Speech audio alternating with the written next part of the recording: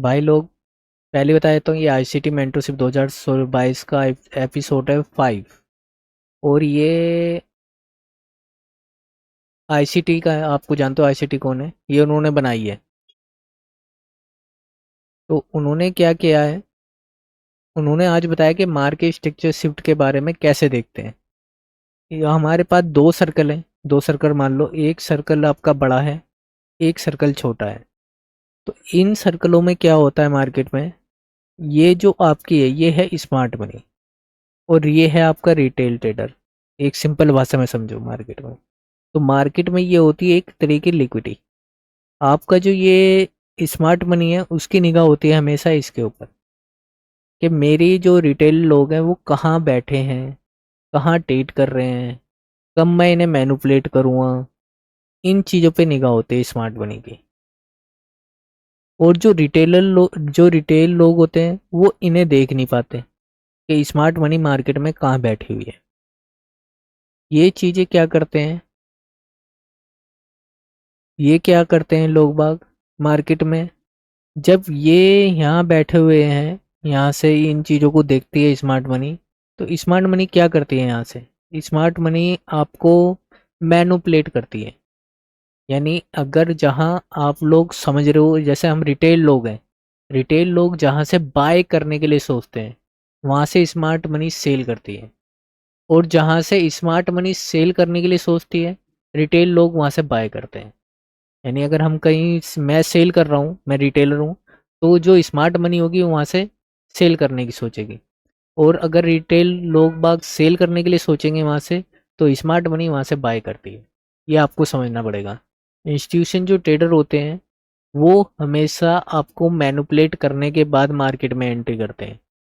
हमेशा यही होता है कि वे आपको मैनिपुलेट करेंगे, फिर वो आपको मैनिपुलेट करने के बाद फिर आपको एंट्री मिलती है।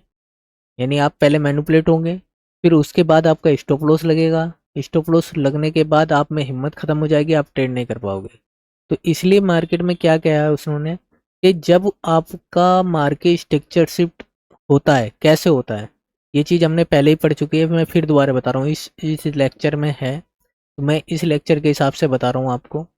तो वो क्या करते हैं, आपको जो टाइम है, एक तो आपको टाइम देखना है, time of the day, time और प्राइस, कि मार्केट में टाइम और प्राइस क्या है। स्मार्ट मनी क्या करता है, वो टाइम को ज़्यादा टाइम वो देते हैं, कि टाइम को ज़्यादा महत्व देते हैं। टाइम ज़्यादा इंपॉर्टेंट है उनके लिए, क्योंकि प्राइस और टाइम एक साथ मिलना चाहिए जब वो आके ट्रेड करते हैं मार्केट में। रिटेलर क्या करते हैं, वो जब चाहे जब ट्रेड कर लेते हैं। उनको टेंशन नहीं होती कि टाइम क्या हो रहा है क्या नहीं हो रहा, उन्हें बस ट्रेड करना है मार्केट को। कब किस टाइम पे वॉलेटिलिटी आएगी, कब रिवर्सल आने वाला है, उन्हें कुछ नहीं पता होता भाई। रिटेलर और स्मार्ट मनी में बस इतना फर्क होता है, वो स्मार्ट मनी क्या करती है, वो टाइम और प्राइस के हिसाब से चलते हैं मार्केट में। तो जब टाइम और प्राइस आपके हिसाब से चलता है तो मार्केट क्या करती है, मार्केट एक टाइम होता है, टाइम जैसे आपका मान लो लंदन है या न्यूयॉर्क है, या आपका न्यूयॉर्क का टाइम है जैसे आपका 4:30 से लेके 10:30 तक, या 11 बजे तक आपका न्यूयॉर्क का टाइम होता है। फिर वो क्या करते हैं, वो देखते हैं कि मार्केट में कहाँ आपके स्टॉप लॉस पड़े हैं रिटेलरों के, कहाँ मुझे मैनिपुलेट करना है। तो मार्केट क्या करती है, आपको वो डे से शुरुआत करते हैं कि मेरे जो स्टॉप लॉस होंगे, मेरे स्टॉप लॉस यहाँ रखे होंगे मार्केट में किसी के। तो मार्केट क्या करेगी, इसे मैनिपुलेट करेगी, ऊपर जाएंगे। ऊपर जाने के बाद वो फिर कहते हैं कि जब मार्केट, जो स्मार्ट मनी है, जब इसे मैनिपुलेट करेगी, मैनिपुलेट करने के बाद मार्केट आपका एक स्विंग बनाएगी। स्विंग, ये आपका स्विंग बनाए ये वाला, ऐसा स्विंग बनाएगी। फिर मार्केट नीचे से फिर दोबारा से इसे ऊपर जाएगी। यहाँ जितने बैठे होंगे उनके स्टॉप लॉस लगेंगे, उन्हें मैनिपुलेट करेगी मार्केट। फिर एक वो देगी डिस्प्लेसमेंट मार्केट, ऐसे।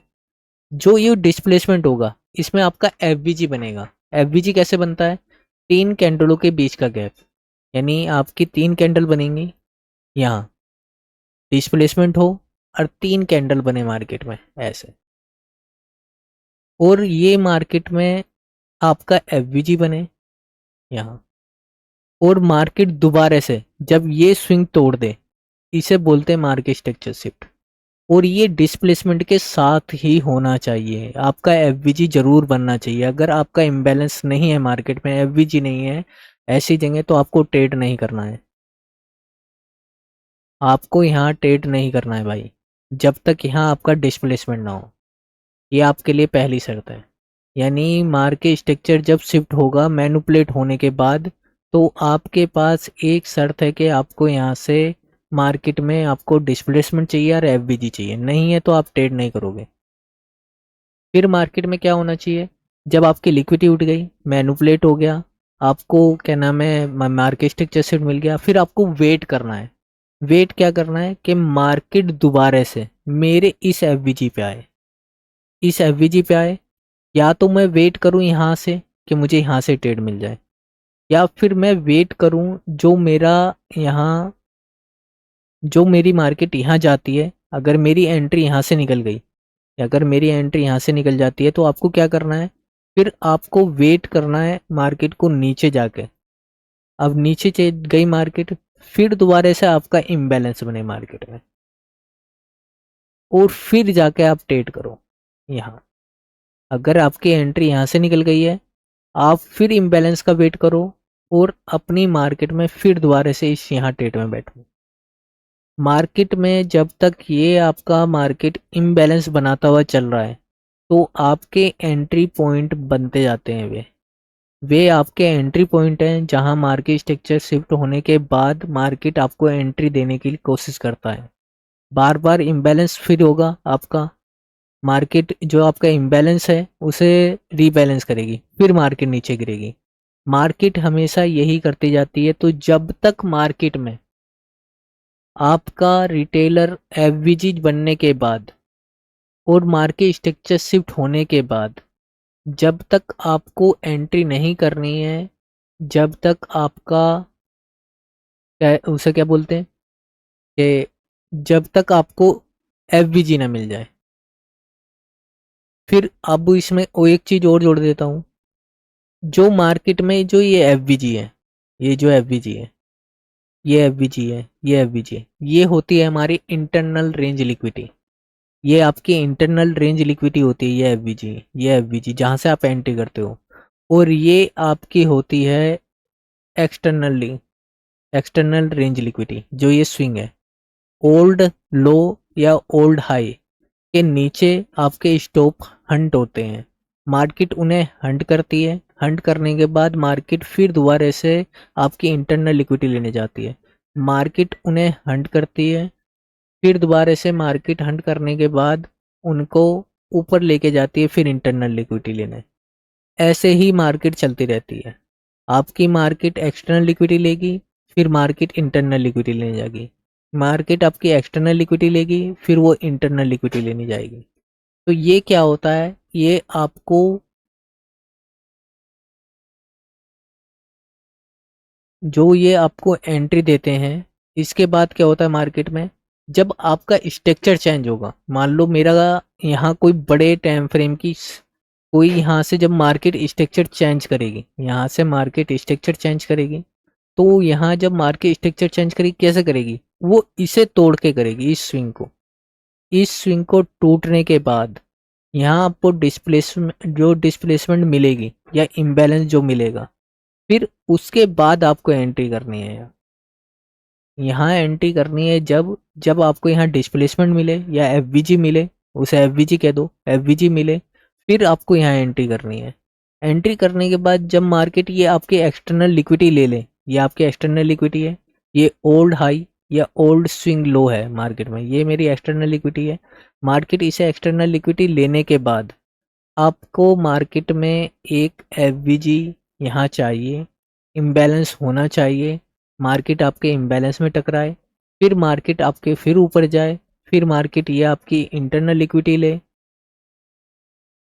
फिर मार्केट ऊपर जाए, फिर आपका कोई इम्बैलेंस बने इस एरिया में। तो ये आपको एक एंट्री करने का तरीका होता है मार्केट में बार बार। फिर मार्केट ये आपके एक्सटर्नल लिक्विडिटी लेगी, फिर जब मार्केट को फिर दोबारा से बाय में आना है या सेल में आना है, तो मार्केट क्या करेगी, फिर इसके नीचे मार्केट को बंद होना चाहिए, इसके नीचे। यहाँ से फिर मार्केट में एक इम्बैलेंस चाहिए मुझे इस मार्केट में एंट्री करने के लिए। ये तो यहाँ कहाँ कहाँ आपका मार्केट स्ट्रक्चर शिफ्ट हुआ, यहाँ आपका मार्केट स्ट्रक्चर शिफ्ट हुआ। फिर कहाँ हुआ आपका मार्केट स्ट्रक्चर शिफ्ट, यहाँ हुआ मार्केट स्ट्रक्चर शिफ्ट। फिर और कहाँ हुआ है आपका, यहाँ हुआ है मार्केट स्ट्रक्चर शिफ्ट। तो ये जब मार्केट स्ट्रक्चर शिफ्ट होता है मार्केट में, हमेशा इसी तरीके से आपकी मार्केट चलती है। आपकी मार्केट चलती है, आपकी एक्सटर्नल लिक्विडिटी लेगी मार्केट, एक्सटर्नल लिक्विडिटी लेने के बाद इंटरनल लिक्विडिटी लेने जाएगी। ये इंटरनल रेंज लिक्विडिटी होती है, ये एक्सटर्नल रेंज लिक्विडिटी होती है। यही आपको मार्केट में क्या होता है, जब मार्केट में आप इस तरह से ट्रेडिंग करना सीखोगे तो इन चीज़ों से आपका जो मार्केट को समझने का वो है व्यू, वो बदल जाएगा भाई। इन चीज़ों पे आपको ध्यान रखना है। और आज की क्लास में बस इतना ही था। ये सारी चीज़ें मैंने बता दी हैं। आपको इंडिकेटर नहीं लगाना, आपको इंडिकेटर से ट्रेडिंग मत करना, आपकी मर्जी है वैसे, लेकिन मैं जो जो है इंडिकेटर्स को आपको हटा देना चाहिए। सिर्फ टाइम, प्राइस और लिक्विडिटी को समझो। फिर फेयर वैल्यू गैप, फिर मार्केट स्ट्रक्चर शिफ्ट पे फोकस रखो। और फोकस क्या होना चाहिए, जब तक मार्केट स्ट्रक्चर शिफ्ट वो जब तक अच्छा नहीं है, जब तक उसमें इम्बैलेंस नहीं है। अगर मार्केट स्ट्रक्चर शिफ्ट में आपके इम्बैलेंस नहीं है तो वो अच्छा नहीं है भाई, ये समझ जाना सब। मार्केट स्ट्रक्चर शिफ्ट में अगर आपके इम्बैलेंस है तो मार्केट आपकी सही चलेगी, नहीं तो मार्केट में आपका वो सही नहीं है, अगर इम्बैलेंस नहीं है आपके मार्केट स्ट्रक्चर शिफ्ट में। और इम्बैलेंस क्या होता है आपका, एफबीजी, ये आपको ध्यान रखना है। ठीक है भाई, आज की क्लास यहीं ख़त्म होती है। लाइक करें, सब्सक्राइब करें और हमें फॉलो करते रहें भाई। और ये मैं फिर बता देता हूँ, ये कॉन्सेप्ट हमारा नहीं है, ये माइकल का है। आईसीटी का ये कॉन्सेप्ट है, हम उसे बस हिंदी में कन्वर्ट कर रहे हैं अपनी लैंग्वेज में। क्रेडिट उनका भी बनता है, सारा क्रेडिट उन्हीं का है भाई। थैंक यू भाई देखने के लिए। किसी का कोई सवाल हो तो मुझे बता देना, चाहे कमेंट में बता देना भाई, वीडियो के कमेंट में बता देना अगर किसी का कोई सवाल बनता है तो।